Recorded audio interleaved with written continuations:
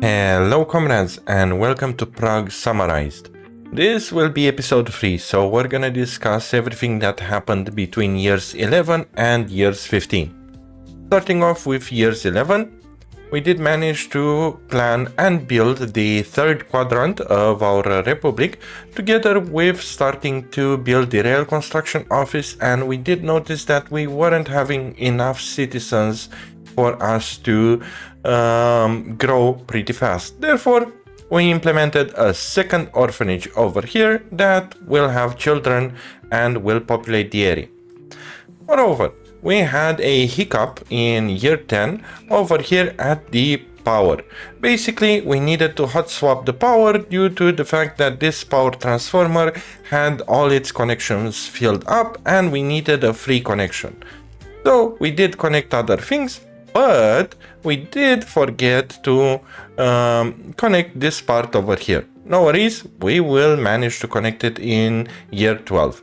For now, we are saved from this because we do have a medium voltage wire going from the first power transformer to the second power transformer. Basically, this is a way to temporarily divert power without having any problems in your republic. In order to fix the problem, which we did fix in year 12, it's simply by cancelling the demolition over here, and now everyone is back in power and having power. There we go. Perfect.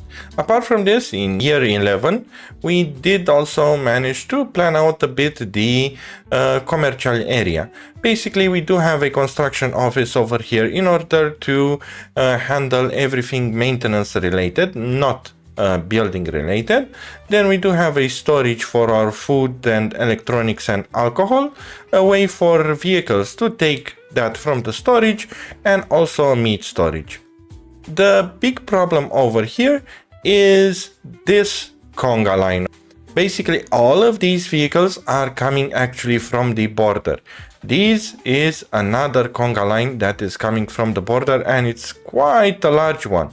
So basically, what we noticed in year 12 at the beginning of it, or at the end of year 11, is that the amount of vehicles will block the large customer's house enough for our heating plant to run out of coal, because the vehicles assigned over here were just waiting at this intersection and were having problems. And yeah, basically this was all about year 11. Summarizing it even more, oblivious to the conga line, creating a little bit of commercial area over there, and preparing the rails together with the orphanage. Let's move on to year 12. Now, when it comes to year 12, we did manage to build more prefab buildings, and we did research it in order to upgrade to these. And also, year 12 was split into two parts. Basically, the first part was handling the construction of this, which is a distribution center for the entire city. And the second part was actually building it. As you can see, we are dangerously low on cash. Might it be good? I don't know. We're gonna figure it out. Apart from this, because we are low on cash, we're gonna need to have more tourists incoming, so we don't have any problems with money while we're doing this. Moreover, we did completely disable the buildings around here because we're not going to continue the construction within the next 3 to 4 years. So might as well leave it as it is. We also started construction tracks so we can get to the border as soon as possible and buy better vehicles. Apart from this, that's kind of all for year 12. If you're interested basically on how this works over here, actually let's explain it a little bit. We do have a concrete plant together with an asphalt plant. Most likely on your side, the aggregate storage for both of these buildings is 0.5 tons. That's perfectly fine when you're playing on faster speed, but when you're using control num1, you're going to have the cement trucks and the dumpers leaving this area only with half a ton of concrete when the building requires 5 to 20 tons. So we upgraded these buildings by going into the ini files and modifying the storage export for them. Let me know down in the comments if you want a guide for it. It should be super simple to do it. Then we do have the open storage together with the warehouse connected to a single road cargo station. Basically from here we're gonna supply the entire city with food, alcohol, chemicals for our water facility over here, fabric for the vehicle repair stations, you name it. Then on the other side we have the meat storage. Sadly, there wasn't any possibility to connect the road cargo station and the meat storage at the same place and not have a huger cargo station. Although now that I think about it, maybe over here a 4x cargo station, not this one, or one of these, one longer one, would have made sense. The plan back then was to connect the rail over here directly to the main line. However, I opted to go with a non-blocking T-intersection for the main line to handle all the problems. And also the way the vehicles enter here would have made it impossible for doing a loop here, because they're gonna enter this side, go through the rail, and then in order to exit they should jump this rail so they don't block it into the left side of the rail, which would be quite tricky. Therefore, a single stop and then going back was the option that we went for. Also, we need gravel for both the concrete plant and asphalt plant, which we're gonna get it, and also we're gonna need coal for the heating plants or other shenanigans we need around here. Basically, I don't want to start importing coal from the customs house manually to the small heating plant over here at the hotel. It will be way faster directly from our distribution center over here. We also got fuel and bitumen in place, and we did a slight mistake with a pipe. Basically, we connected it directly to the delivery area instead of firstly connecting it to the storage and then connecting it to the asphalt plant to benefit of some buffer for bitumen. And yeah, I guess that's all about year 12. Yep, let's move on to year 13.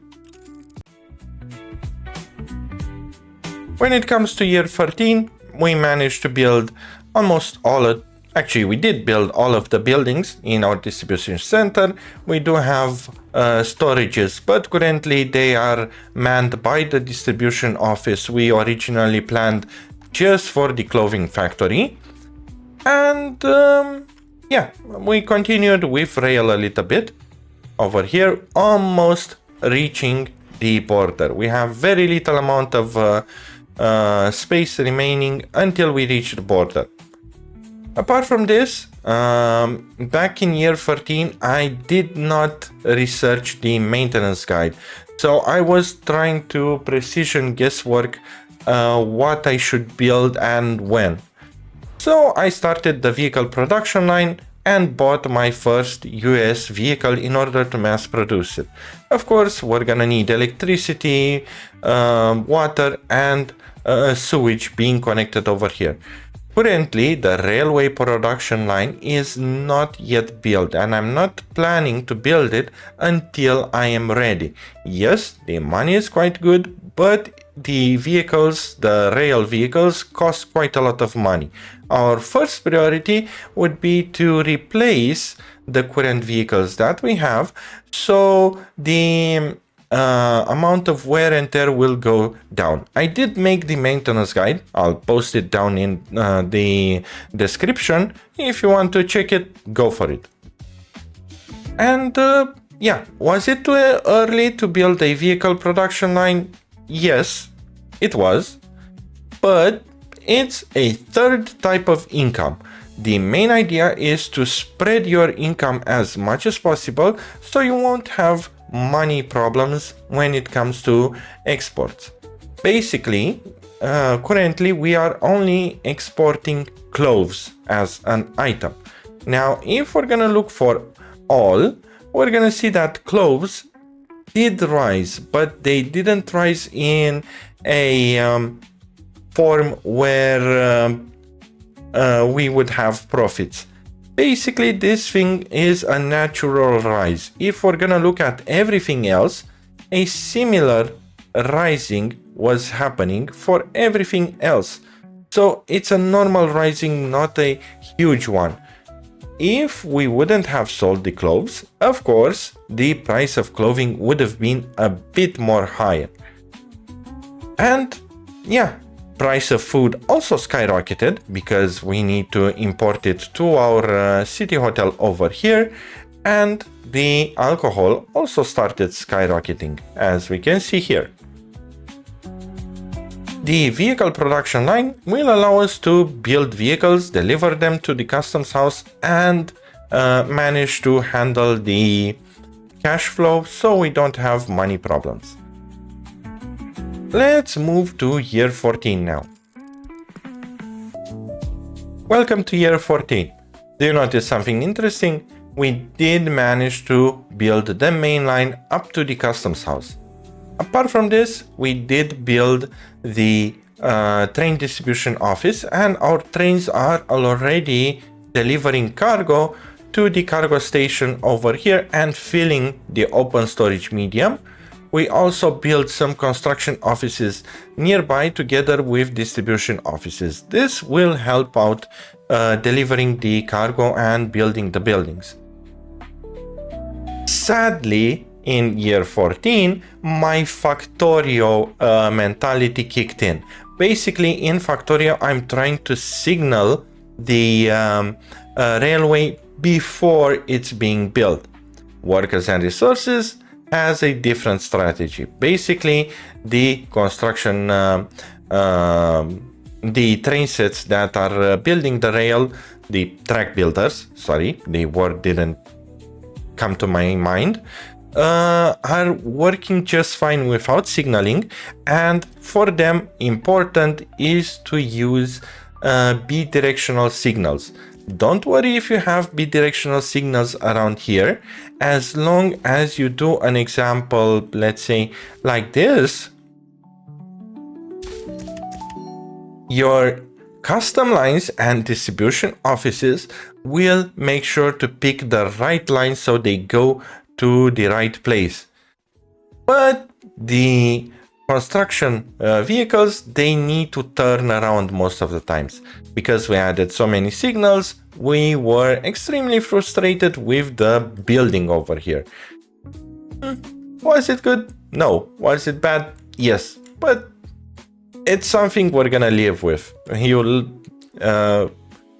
learn from experience. Anyway, vehicle production line still built, not manned, but at least we got power, and I think we did get all things. Yes, we do have sewage and we have water incoming. That's perfect. This means that in year 15 we're gonna actually start producing vehicles. Also, the money is quite huge at the moment due to the 2 city hotels. By the way, you're not seeing any money over here because I did use the cheat menu to jump 2 months so you're not blinded by snow. Anyway, let's move up to year 15 now. When it comes to year 15, we did manage to buy quite a lot of blueprints over here in order to start producing the vehicles. By default, we did have this US vehicle, then we bought the bulldozer, the passenger bus, and the concrete. A reasoning for the concrete was that concrete vehicles were the... There we go. Were the oldest vehicles here, so we're gonna need to replace them together with bulldozers and soon dumpers.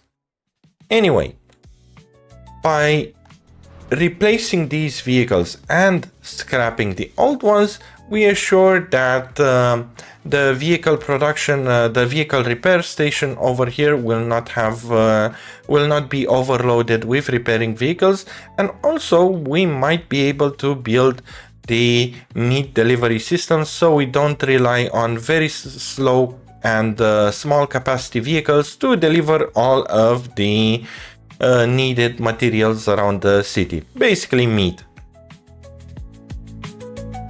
Apart from this, we did start building another road here to use it as a shortcut for our buses in order to go to the commercial center that we're planning for our tourists over here, but we did not do anything for it at the moment. And that's kind of all about year 15. It was spent still building the rail and replacing the vehicles, nothing too huge. We also did manage to buy some extra wagons in here, but because we did not plan the rail properly and we didn't put a cross section here, this custom train got blocked. So this is something we're gonna need to solve on year 16. I guess the next one we're gonna start with actually this. The last thing I want to present is actually the cash flow. Basically, in the last 5 years, we're still not in profits at all. We're actually losing money. This is because we used a lot of steel in order to build our cities, chemicals, and food. Basically, we're gonna need to try and get more profits, and in the following years, most likely I'm thinking of actually getting the food industry being built, because currently this would be the simplest one to get rid of, and we would get 373,000 at minimum back in our pocket. So as you can see, the only thing that keeps us afloat-ish is the export of clothes, the most things over here, together with the spending by Soviet tourists.